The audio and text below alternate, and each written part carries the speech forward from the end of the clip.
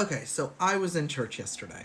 And in church, we ended up singing a hymn that I have always had feelings about, right? Now, some of you may have heard of the hymn, Spirit of the Living God. And we need to talk about a line in Spirit of the Living God. For those of you unaware of what that line is, here you go.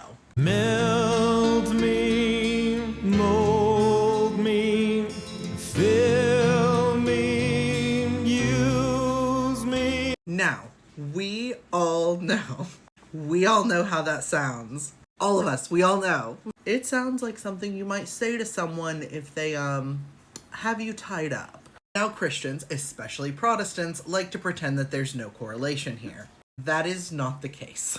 Just read any of the writings of medieval nuns, and you will very much know that is not the case. So now the question is, why? Why does this correlation exist? What is the point of it?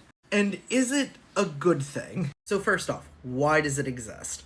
Well, part of it's just plain old repression. A lot of Christians are repressed, especially those who've taken a vow of celibacy. But even those who haven't, there is a culture amongst Christians where they're weird about humping. And a lot of the reason they're weird about humping is because of Paul. Hey! Don't stick your dick in these holes. Don't stick your dick in these holes. These holes 3 are not for thee.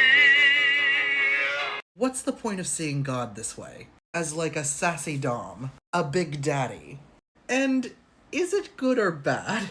And I would make the argument that in certain circumstances... Stormy, what are you doing? Stormy, I am trying to work. I have a job. In the certain circumstances, it can be a good thing.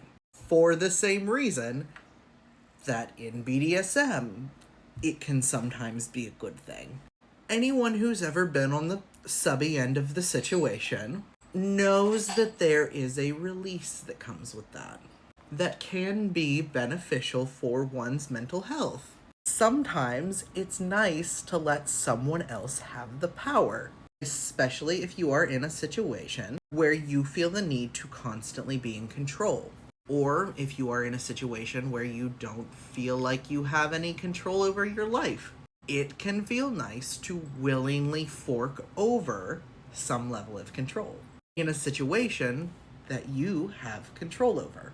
Anyone who's been in a healthy BDSM relationship knows that the person with the power at the end of the day is the submissive. They are the ones, at the end of the day, calling the shots.